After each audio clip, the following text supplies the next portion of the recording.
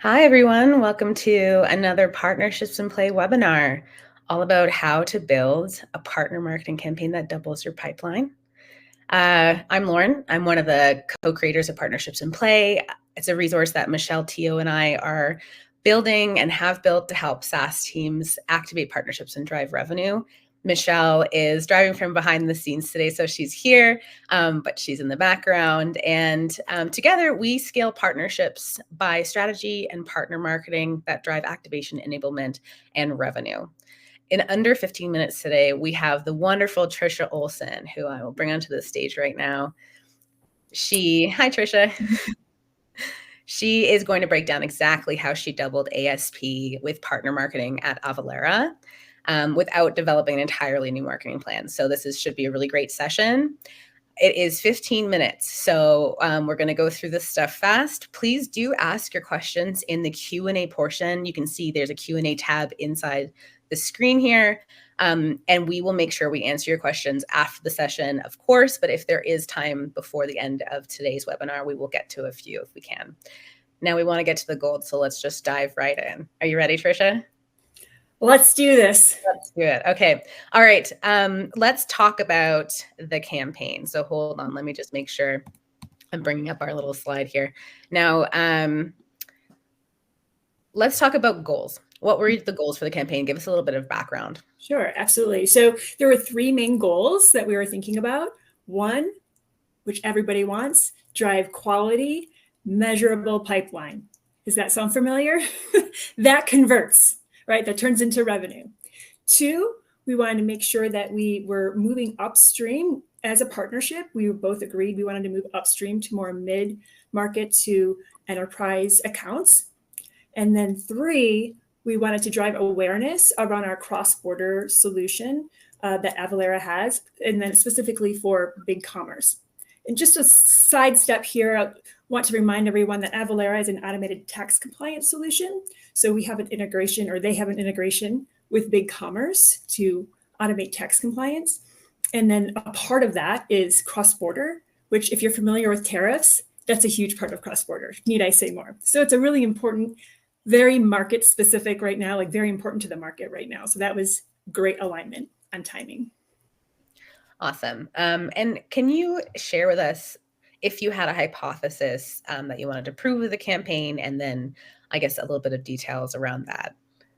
Absolutely. So the hypothesis was if we were to work cross-functionally, not just with the partner closely, but also internally with our cross-functional teams, and built together a cohesive, integrated, multi-touch, multi-month campaign, then we were sure that we would be able to drive awareness, which was our goal, right, around this solution, as well as go upstream. Because we know to go upstream, it takes a lot more touches, right? It's not 2-3 touches, it's like 28 plus touches. Yeah, I mean, it is a completely different ballgame, isn't it? Yeah, absolutely. Okay, and let's talk a little bit about BigCommerce. Can you describe the partnership? I think people sometimes wonder, like, at what stage can you start doing these types of campaigns? So how long had you worked with BigCommerce before getting into this? Sure. So me personally, I had been working with BigCommerce for 2 years, and we started in January of 2022. And I was new, but so is everyone else, right? So the BigCommerce team, as well as the Avalara team, we were all relatively new to the partnership. So that's a good thing, right? Because we kind of got to start from scratch, and we all were in, which is helpful. When you're all aligned and collaborating and start working together, that was key. Now, I will say the integration and the partnership between Avalara and BigCommerce, it was like a decade old, right? But this was this wonderful timing when the stars and the moon aligned, where the teams got together at the same time, and everyone was ready to build a go-to-market strategy and co-marketing motions. Okay, so it's not necessarily, I mean, you had obviously a really strong foundation with the partner. You've been working with them as a company for a long time. But really what it came down to was you found common ground. You found something that you both wanted to achieve. And so it was the right timing to do something like this. And it's not necessarily that you have to have a 10-year relationship. It just really helps when you're making sure that you're driving something that works for both of you. Absolutely. I mean, the 10 years was great because we knew the technology was working, right? Yeah. It was a good base. So strong product. Yeah. We love a strong product. Okay, and then you had run campaigns before with them, or was this the first of its kind? Absolutely. So over those 2 years, we built the foundation. We worked together to build this foundation of joint value, joint proposition, understand our joint ICP, and that evolved over those 2 years. So staying on top of it, regular meetings, QBRs, all the things. And from a marketing perspective, making sure we are setting up the like always on inbound leads like type campaign. So if someone searched Avalara and BigCommerce, they would find a way to get in touch with those. And those are like highly qualified leads. So they're like essentially almost automatic MQLs, right? If someone's searching and then saying, yes, I want to talk to you about this. So all of those things were set up and in motion and regularly being tracked and regularly having KPIs attached to them and just agreement on how we attribute. So that was important, but they had to be worked out over those. Right. So lots of foundational work to kind of get to this point, but ultimately you had pieces of the funnel working hard. And so then this could be a real driver. Now let's talk about the campaign itself. I'm just popping that slide back on the screen there. This is what the campaign looked like. Can you talk a little bit about, maybe give us a brief overview, but ultimately like what were the success metrics here? Sure. So if you look on the left, that is the integrated campaign from upper funnel to lower funnel. And then if you look on the right, these are the foundational elements that we set up over those 2 years. So up top was more the strategy and getting the operations in order and the alignment in order. And then below the always on, these were these types of like always on co-marketing campaigns and motions that were always on, always pulling in leads, etc. So, and always being tracked and measured. And then in the middle, this was like an anchor for this campaign because we pulled from everything we did on the right and then what we wanted to accomplish on the left and created a joint, a hero asset specifically for this campaign. And that anchored in, but it was only this one hero asset that we had to create because from there we could leverage what was already in market with our internal teams.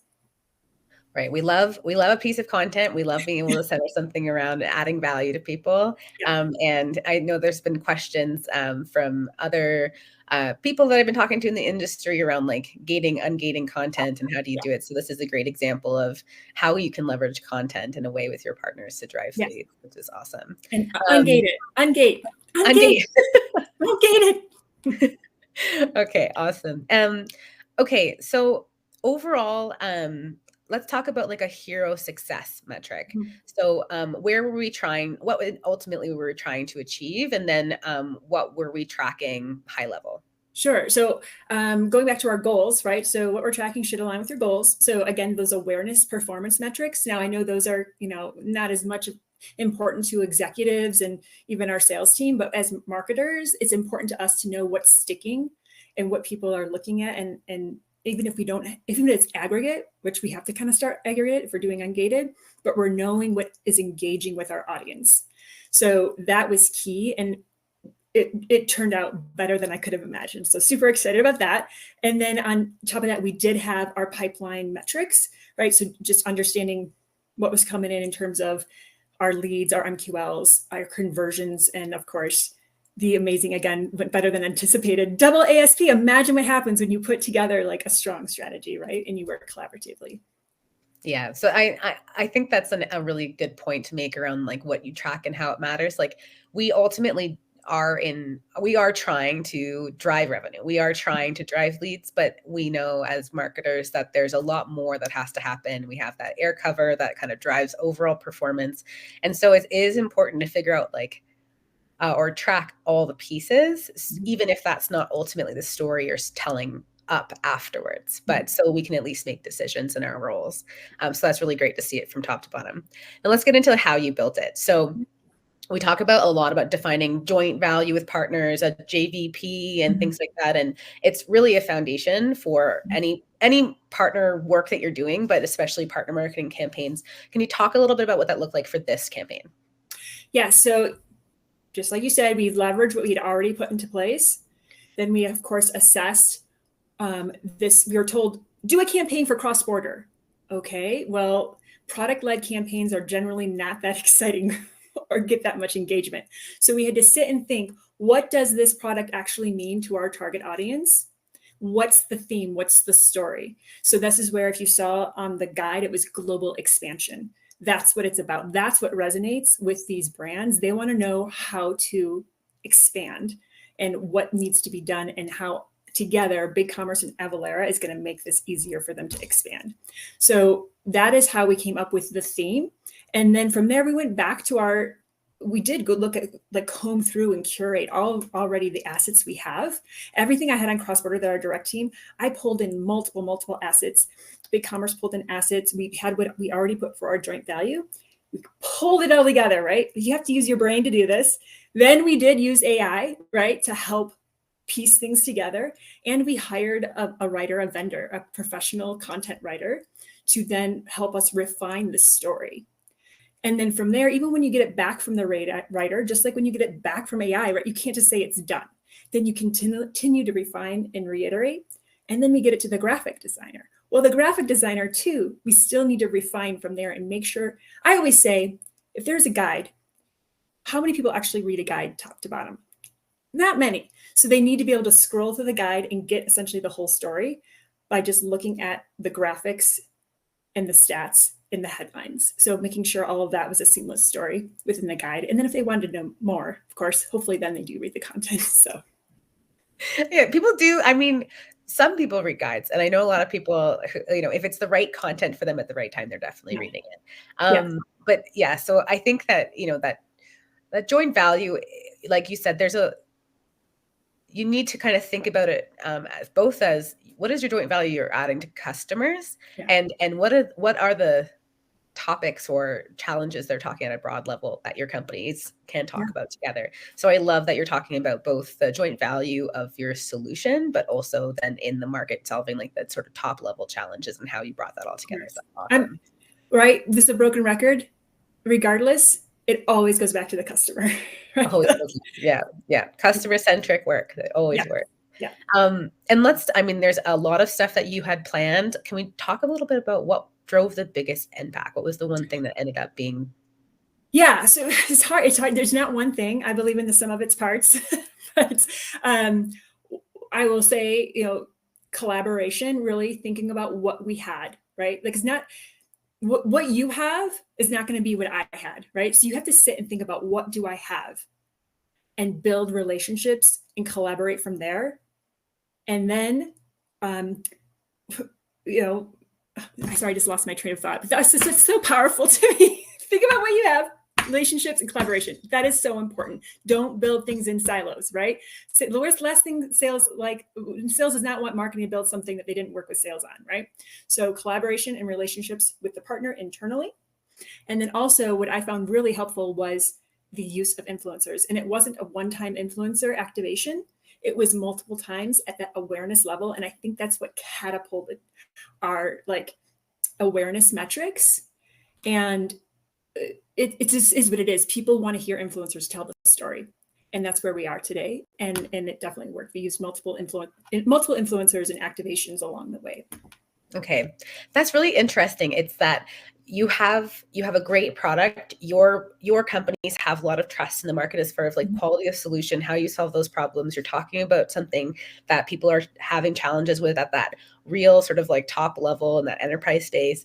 And then you also had a third voice in there that was it was a third party. So it's an even higher trust away from your solutions voice. And often that we, think about your referral partner programs, that is one of the huge benefits of them, is you have other people who are trusted to give a unbiased, opinion of what people should be doing, helping say, okay, well, these solutions actually do solve your problems, and we would recommend them. So that's really interesting. And I love that collaboration. I think we could get a lot right if we work with people, more people than just ourselves. And that can be hard, in our day-to-days. We don't have a lot of time. Now, we are at the end of our 15 minutes. So I want to do sort of rapid fire here. What did you achieve with the campaign? Give us a summary statement. Okay, so our metrics were, I said, surpassed my expectations. We had over 1 million influencer awareness impressions. We had over 39,000 video views. We also ultimately were looking to see uplift on our cross-border product pages, and we had a few pages, and we had 29 to 42% lift views on that page while we were running these influencer campaigns. And then we exceeded our MQL goal, which was what I get measured on. So that was exciting. And then again, ultimately, the pipeline we drew like doubled ASP, which when I was looking at my numbers, I had to look like 3 times to make sure it was true. So that was really exciting. Those were the hard numbers. So yeah. That's huge. And I know a lot of companies and all partnerships teams are really trying to figure out how do they get towards that sort of like higher value sale. And so this is a great example of how you can get there. It's great. It's really well timed, I think. But that huge achievements with the campaign. And I know you put a lot of work into it. So I'm sure that. Absolutely. Yes. Yes. It's hard to fit it all into 15 minutes, but. Yeah.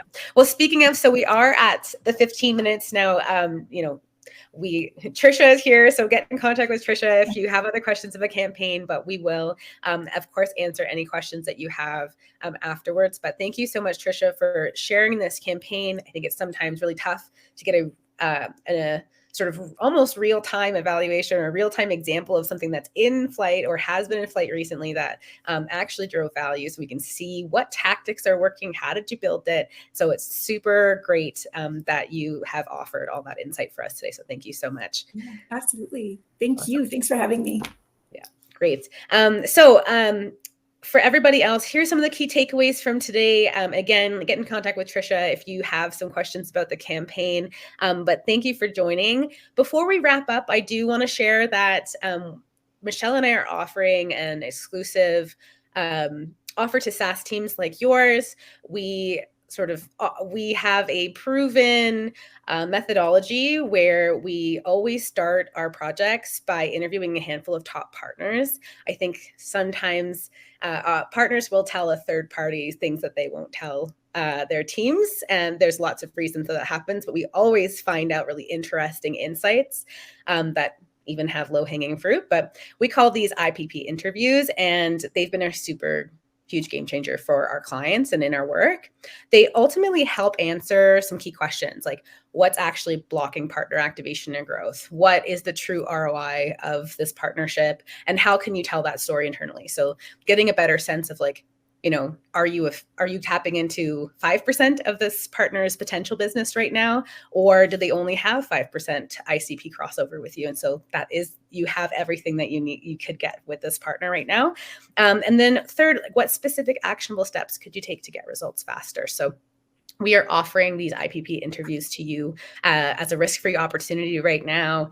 It means we'll do the interviews, we'll give you the insights, and we'll map out a plan of action for you with next steps that you can use immediately. If you don't find the insights useful, you don't owe us a thing.